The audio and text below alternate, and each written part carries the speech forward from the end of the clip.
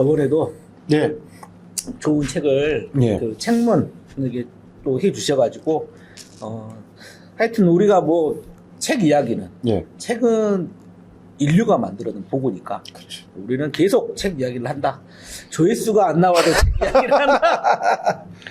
근데 저는 사실 그 책을 많이 읽어야 된다 생각하는 게 다른 게 아니라 어떤 게 있냐면은 인간이란 존재는 모든 것을 사회 현상을 바라보든 자기 인생을 살 때 중심이 자기가 가진 경험으로밖에 판단을 못 하거든요. 근데 우리가 살아오면서 세상에 대해서 모든 걸 다 경험해 볼 수가 없거든요. 근데 경험을 못 하니까 어떻게 하냐면은 다른 쪽에서 듣는 어떤 지식이라든가 이런 걸 요즘 유튜브 채널 많이 보지만은 간접 경험을 통해서 자기가 판단을 하게 되거든요. 네, 그렇죠. 그런데 어떤 게 있냐면은 확증적 편향에서 왜곡된 정보나 또는 어떤 한쪽에 그 편협한 정보를 갖고 이게 사실인 것처럼 본인이 착각을 하고 잘못 판단하는 경우가 많아요.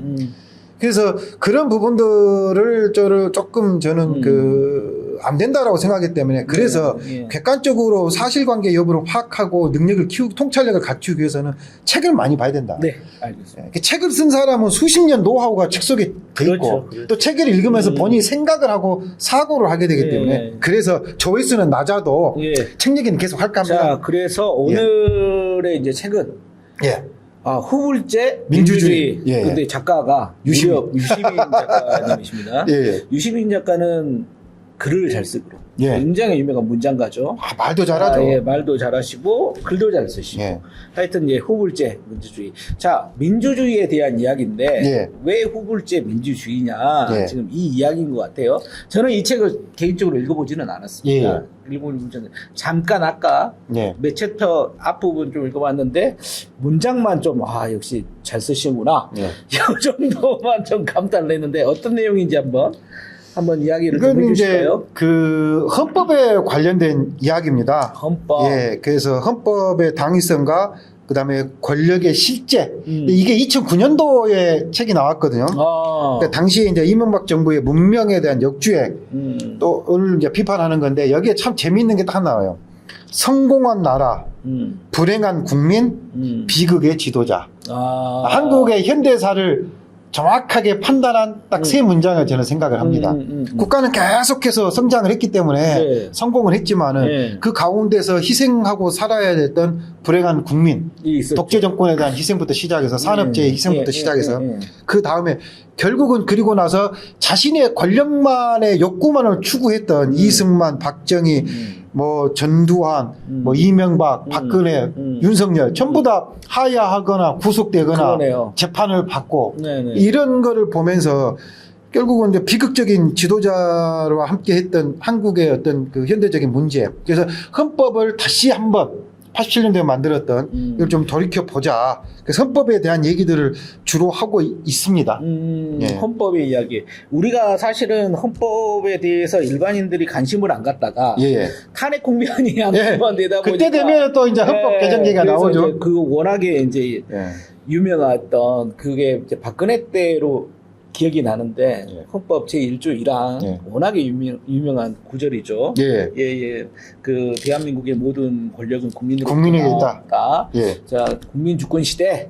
그래서 나온 거고 이번에도 탄핵 국면에 가장 많이 쓰였던 그래서 헌법은 제가 알고 있기로는 헌법이 바로 국가를 구성하는 요소이고 그 헌법에 의해서 헌법 기관들이 있고 그 외에 이제 국가를 대표하는 이렇게 모든 걸 이제 규정한다. 이게 이제 가장 큰 법이죠. 그렇죠. 헌법 위에 법은 없습니다. 이렇게 선출된 권력, 국민의 주권 행사의 대리인으로서의 선출된 권력이 오로지 국가의 발전과 국민의 행복한 삶을 위해서만 해야 된다.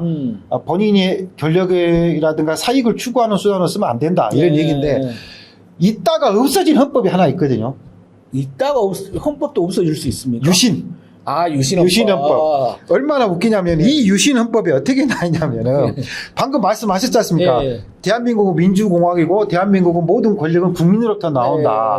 국민 주권 얘기지 않습니까? 여기에도 비슷한 얘기가 있는데 뭐라고 나오냐면은 주권은 국민에게 있다고 얘기는 해요. 이 유신헌법에. 근데 그 다음 얘기가 뭔지 아십니까? 국민은 그 대표자나 국민 투표에 의하여 주권을 행사한다고 나와요. 아, 뭔 말인지 알겠어요. 그러니까 주권은 국민에게 있는데 주권 행사는 국민이 직접 행사하는 게 아니라 국민이 뽑은 대표자나 국민 투표에서 주권 행사하는데 이 투표권을 어떻게 했냐. 체육관 선거처럼 대리인을 몇 명 자기 친이부들 뽑아갖고 그러니까 완전히 독재인데 독재가 아닌 것처럼 포장을 하는 거죠. 결국은 국민이 자기의 주권을 그렇죠. 양도하는 식으로 그렇죠. 우리가 이인받았다. 그렇죠. 그런 근데 그 양도하는 대상도 국민 스스로 뽑게 만든 게 아니라 자기들 위주로 뽑게 만든 거죠. 예를 들어서 뭐 국회의원 3분들도 대통령 임명할 수 있도록 만들었으니까. 근데 그런 헌법도 있었죠. 유신헌법 이 이야기를 들어보니까 그 생각이 드네요. 이 유신헌법의 이 그 후손들, 한마디로 거기 이제 후계자들이 아직도 정치인하고 일반인들하고의 그 괴리되면서 자신들은 권력자라는 생각을 가지고 지금도 정치를 하고 있는 거 아닌가. 그러니까 일부 세력이 그렇습니다. 그 뿌리들이 어떻게 되냐면은 일제시대에 친일파, 매국노, 이 친일 좀비들이 계속해서 기득권을 유지하면서 개인의 사익과 권력을 유지하는 수단으로 법이라든가 모든 제도를 이용하면서 살아왔고 그 뿌리들이 아직도 잔당히 남아있기 때문에 그래서 그런 거거든요. 그래서 헌법도 이번에는 어떤 식으로든 좀 개정을 통해서 조금 더 국민의 삶을 행복하게 할 수 있도록 여러 가지 좀 개정이 좀 필요하다. 뭐 그런 얘기를 좀 하고 싶습니다. 예.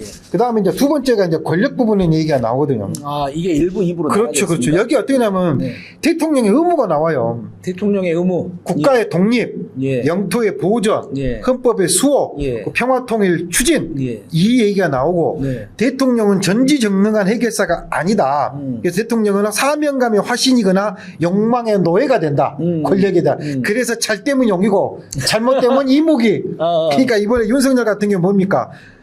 사명감의 화신이나 욕망의 노예 아닙니까? 김건희나. 그러니까 승천한 용이 된 게 아니라 이무기가 된다. 거기는 이무기도 안 됐어요. 그렇죠, 그렇죠.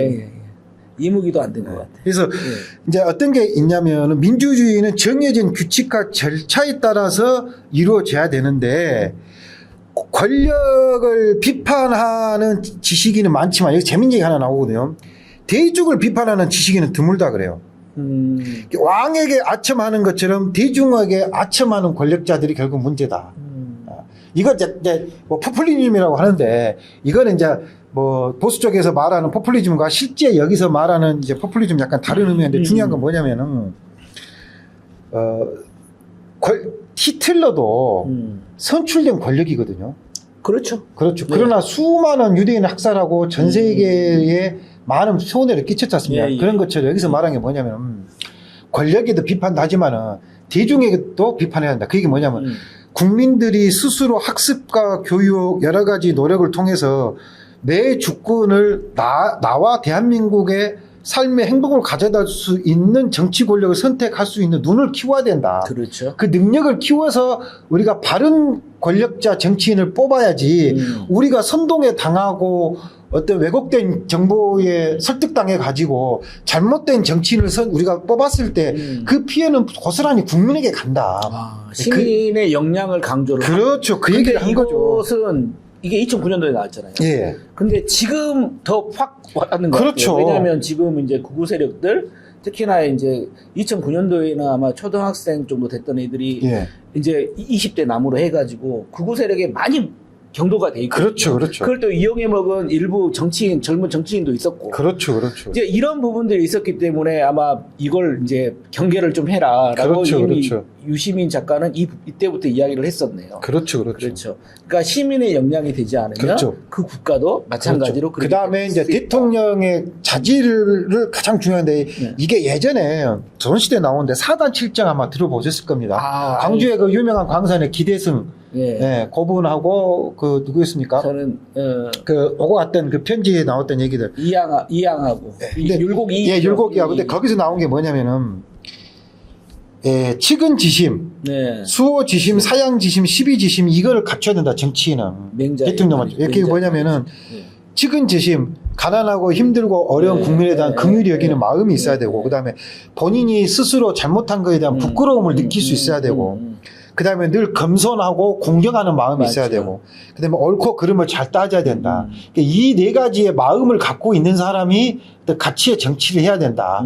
이런 마음이 있는 사람을 우리가 뽑아야 된다. 이런 얘기를 하는 거죠. 맹자는 이 사단을 이야기하면서 이게 없다고 하면 사람 새끼가 아니다. 그랬어요. 그렇죠, 그렇죠. 맞죠. 그래서 오늘은 이제 후불제, 후불제, 민주주의 꼭 한번 읽어볼 필요가 있겠네요. 제가 다른 건 모르고 문장을 봤는데 문장이 굉장히 간결하면서도 거기에 많은 걸 내포하는 문장을 많이 쓰셨더라고요. 읽기도 편하고. 꼭 한번 읽어보시기 바랍니다. 오늘도 뭐 좋은 책 이렇게 또 추천해 주셔갖고 고맙습니다.